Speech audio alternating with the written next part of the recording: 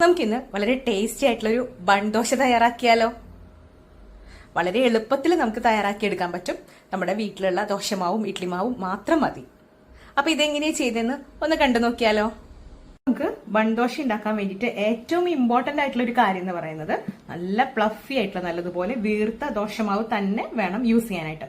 അതല്ലെങ്കിൽ ഇഡ്ലി മാവ് വെച്ചും ചെയ്യാം. പക്ഷെ നല്ല പ്ലഫി ആയിട്ടുള്ള കണ്ടോ നല്ല എയർ ബബിൾസ് ഒക്കെ വരുന്ന പോലത്തെ മാവ് വേണം ഇതുണ്ടാക്കാനായിട്ട്.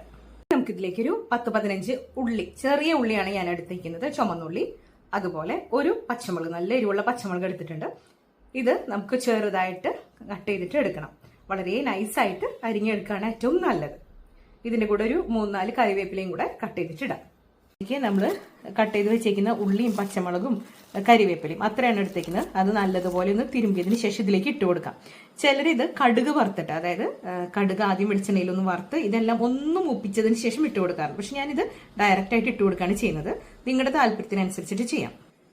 ഒരു നുള്ള് ഉപ്പ് കൂടെ തിരുമ്പിയിട്ടുണ്ട്. നമ്മൾ ഓൾറെഡി ദോശമാവിൽ ഇഡ്ലി മാവിൽ ഉപ്പ് ചേർത്തിട്ടുണ്ട്. ഞാൻ ഉപ്പ് ചേർത്തിട്ടുണ്ട്. അപ്പൊ അത് നോക്കിയിട്ട് വേണം ഇനി നമുക്കിത് നമ്മുടെ മാവിലോട്ട് ഇട്ട് കൊടുക്കാം.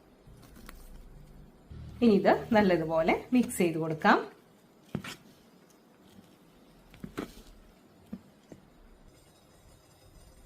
ഇനി നമുക്ക് ബൺ ദോശ ഉണ്ടാക്കാം. അതിന് വേണ്ടിയിട്ട് ഇവിടെ അപ്പച്ചട്ടിയാണ് എടുത്തിരിക്കുന്നത്. നമ്മൾ വെള്ളയപ്പൊക്കെ ഉണ്ടാക്കില്ലേ, ആ ഒരു അപ്പച്ചട്ടിയിലേക്ക് കുറച്ച് നെയ്യ് ഒഴിച്ചു കൊടുക്കാം.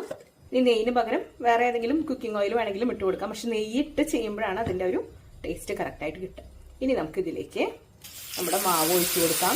ഞാനിവിടെ 2 ടീസ്പൂൺ മാവാണ് ഇട്ട് കൊടുത്തേക്കുന്നത്. ഇനി നമുക്കിത് നല്ലതുപോലെ ഒന്ന് അടച്ചു വെച്ച് വേവിക്കാം. ഫ്ലെയിം തീ എപ്പോഴും മീഡിയം ടു ലോ ഫ്ലെയിമിലായിട്ട് മെയിൻറ്റെയിൻ ചെയ്യാനായിട്ട് ശ്രദ്ധിക്കണം. തന്നെ നമ്മളിത് അടച്ചു വെച്ചിട്ടാണ് കുക്ക് ചെയ്യേണ്ടത് കേട്ടോ. അപ്പോൾ നമുക്ക് ലിഡ് ഓപ്പൺ ചെയ്ത് നോക്കാം.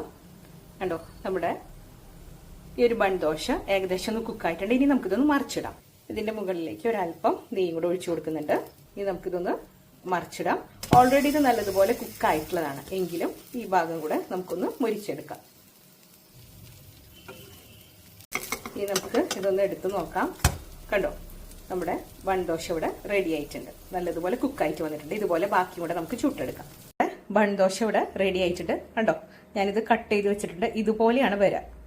നല്ല കട്ടി ദോശ പോലെയാണ് വരിക. നല്ല ടേസ്റ്റിയാണ്. ഇനി ഞാൻ ഇതിന്റെ കോമ്പിനേഷനായിട്ട് നമ്മൾ കഴിഞ്ഞ ദിവസം ചെയ്തിരുന്നില്ലേ, മുരിങ്ങയില വെച്ചിട്ടൊരു ചട്നി പൊടി, അതാണ് യൂസ് ചെയ്തേക്കുന്നത്. ഇതിന്റെ കൂടെ വെള്ള ചട്നിയും സാമ്പാറും ഒക്കെ നല്ലൊരു കോമ്പിനേഷനാണ്. അപ്പൊ എല്ലാവരും ഒന്ന് ട്രൈ ചെയ്ത് നോക്കൂ.